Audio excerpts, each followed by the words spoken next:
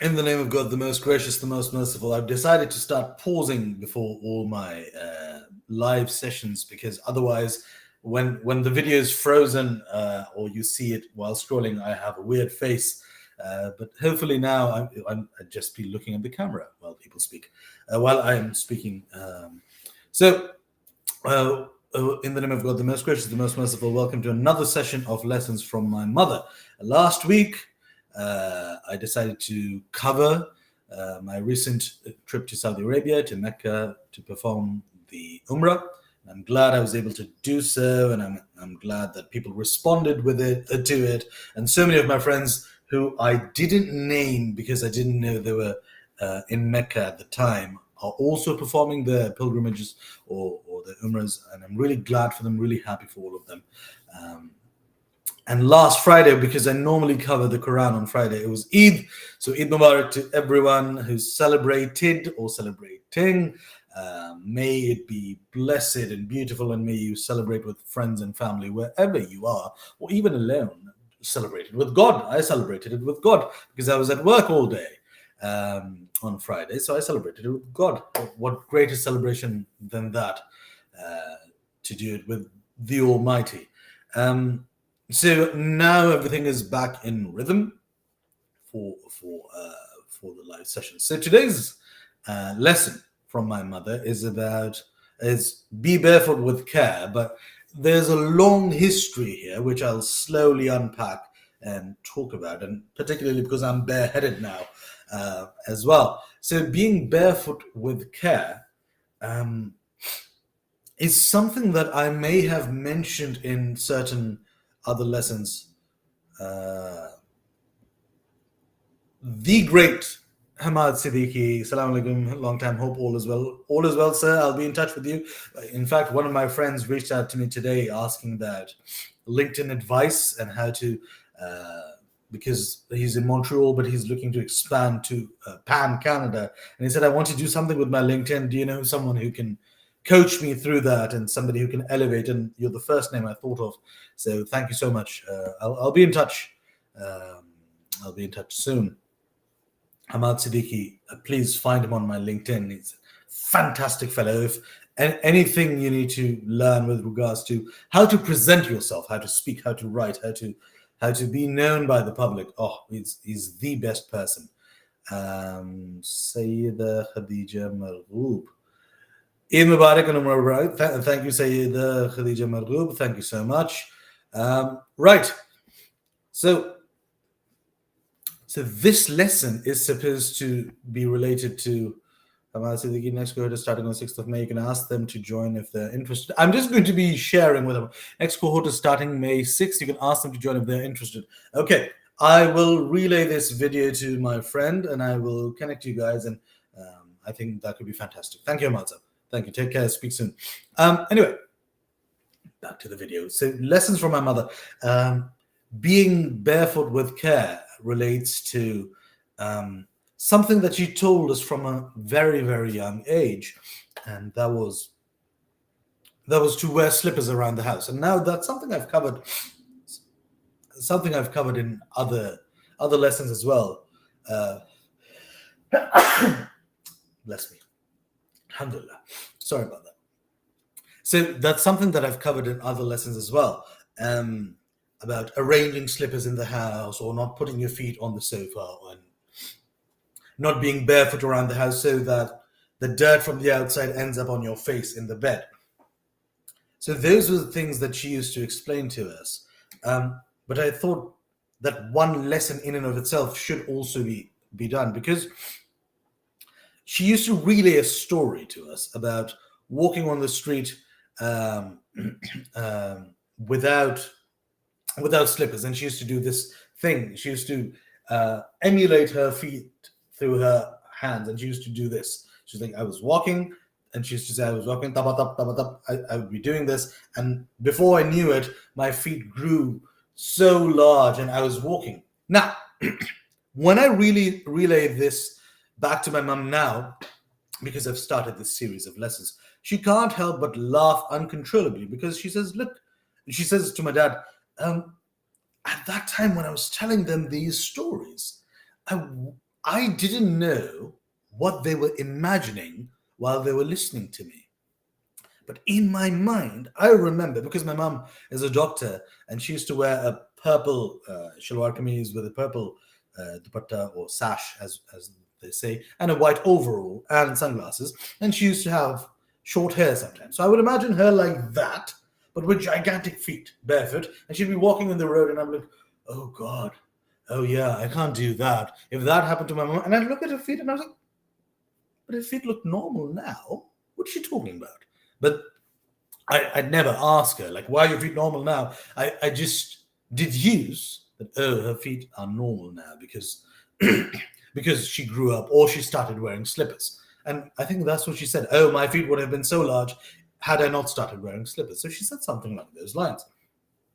But now when I relay this to her, she said, look, when I was telling you this, I didn't imagine my feet to be this size and me walking on the road. How did you imagine that? I was like, I don't know, but I was a child.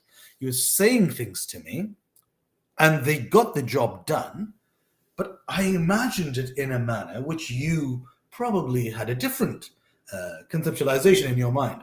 But I saw it like, whoa, oh, that's how she walked. And I see it. And there's so many images in my memory of my mother saying something or doing something or teaching us something. And I remember, thankfully, I remember most of them, if not all of them.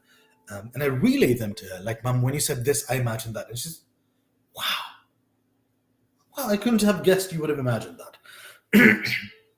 So she used to always say, be married to this slipper that you have, unless you're walking on carpet. If you're walking on bare floor, unless they're wiped every single day, you need to be careful with how what you're exposing your feet to, because every other part of our body is quite protected. You don't put your face on the rock wall or in the mud or wherever, nor your hands. Let's put this to you. Go outside, put your hands in the lawn. Okay, do some work if you have a lawn. If you don't, go out in the public and just put your hands in a public garden or in a park. Just green it up a bit and then leave them like that. Just leave them as they are. I defy you to leave them like that for a day, because there's so much that we're doing with our hands all the time, and not just with the face, with everything, with all the things that we're touching. We do so much. That's why we're very conscious of it. But with the feet, we're also doing a lot. We just don't pay them attention because A, they're so far away from our face. I rarely touch my foot to my face. But also because they're at the bottom and you need them as a foundation. So we do tend to forget our foundations all the time. I say that metaphorically, but also figuratively, metaphorically, but also literally. We do tend to forget our foundations all the time, and we take them for granted. So most people today would take their feet for granted if they had them. If you ask them what the most important part of your body is, nobody goes, "Oh well, my feet," unless they're a podiatrist and they know how important feet are. And I'm not saying that feet are the most important, but they're essential to our function as an average human being. There are people who don't have feet or legs. You should ask them how important those parts of your body are. Or there are people who suffer from MS or a particular accident. I had a very good friend, Chris Capps, in Sheffield, who had MS, and he was in a wheelchair all the time. And Chris had this amazing, jubilant energy because we used to vibe off each other all the time. And I thought, oh, well, he doesn't feel the need to walk or stand. And one day he shared a picture with me, because this is 15 years ago, so we didn't have smartphones at the time. So he shared a picture and said, look, we bought a wheelchair which allows me to stand up. He pushed a lever or something and it stretched up so he could stand up.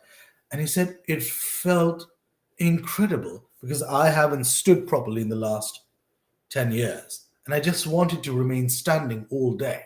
But he was assisted because of the wheelchair, because of the support. And while watching him talk about it, his face lit up. And I thought, my Lord, how taken for granted are my feet and my legs, because I take standing for granted and walking and jumping and running. I take all of that for granted.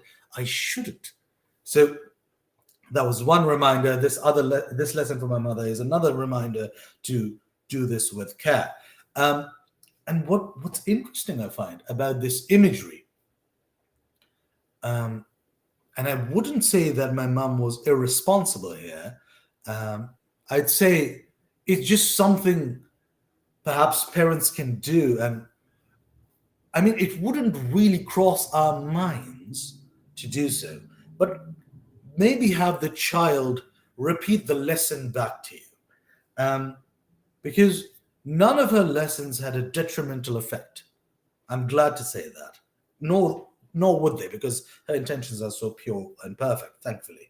But the imagination can take you in certain directions, and if the child doesn't communicate what the child is imagining, maybe the parents, with all their wonderful intentions, might have intended something positive, but the imagination might take the child in a different direction, and that's nobody's fault.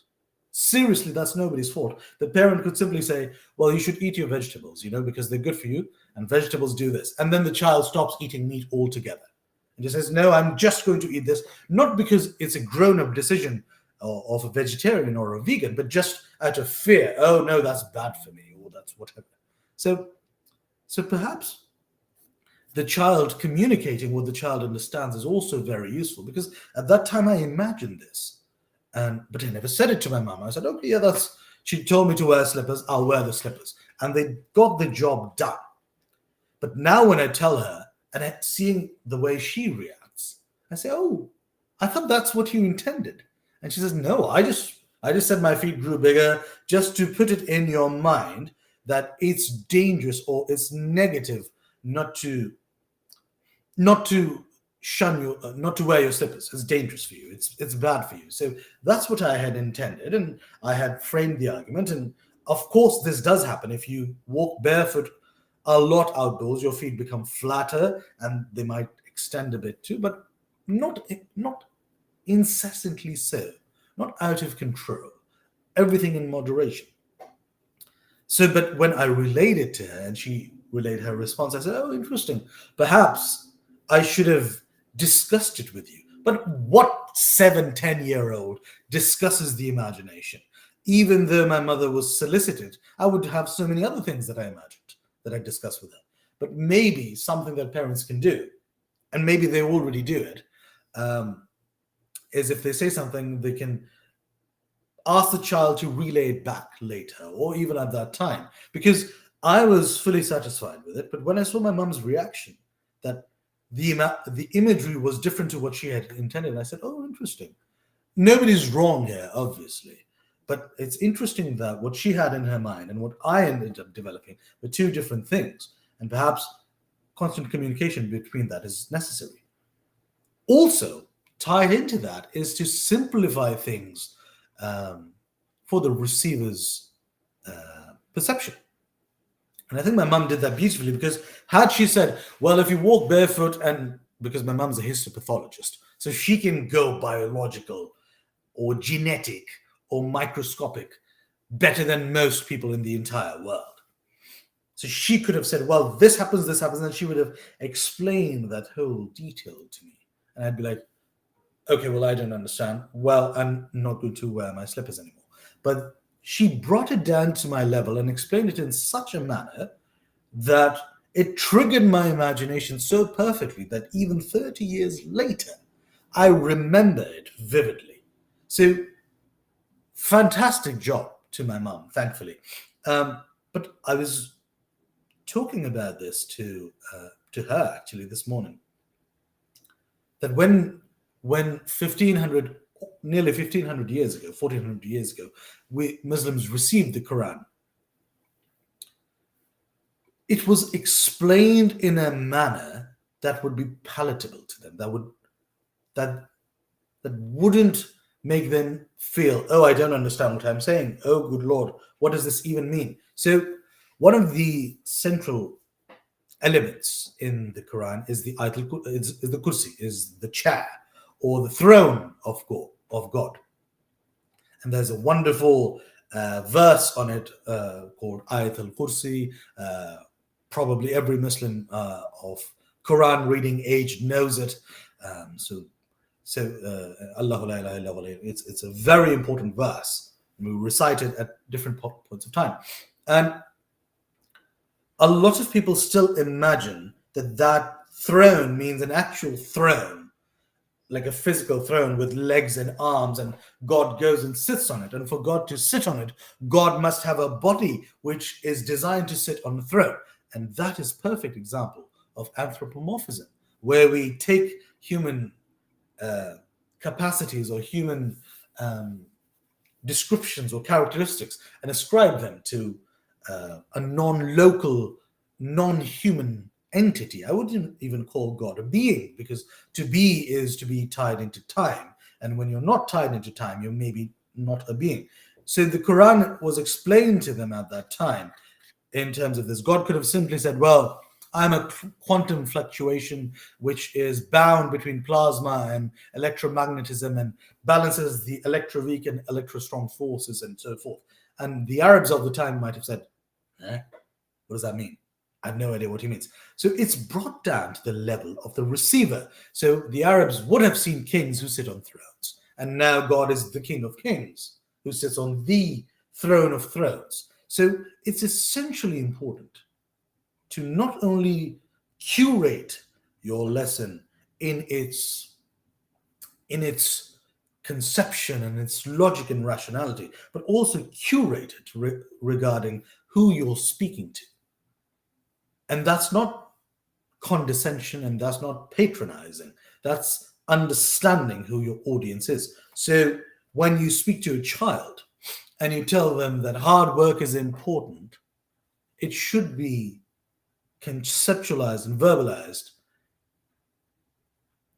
in the scale, scope, and level of the child. You can't say, well, hard work is important because success is this, and once we're successful, we do. No. You have to bring every lesson down. I say this because if I show you the camera, well, I don't have to show you the camera. I can just lift them up.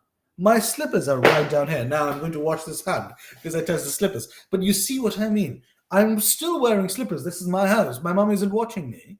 My mom isn't saying, oh, well, did you wear your slippers today? It's just something that is ingrained. And if somebody says to me, why don't you walk barefoot everywhere? The first image I think of is my mom doing tapatab, and that image of normal size but with huge feet walking on a road. And that road was, incidentally, I'll tell you this, it's very interesting. That road was the road right outside our house. So when we used to live in Islamabad, we used to live on a lovely street which connected two major roads in the city. It was a nice, peaceful street, but you could walk. And I would imagine, because I would be on the terrace and I would see people walking on the road, and I'd imagine my mum walking from left to right, just that way.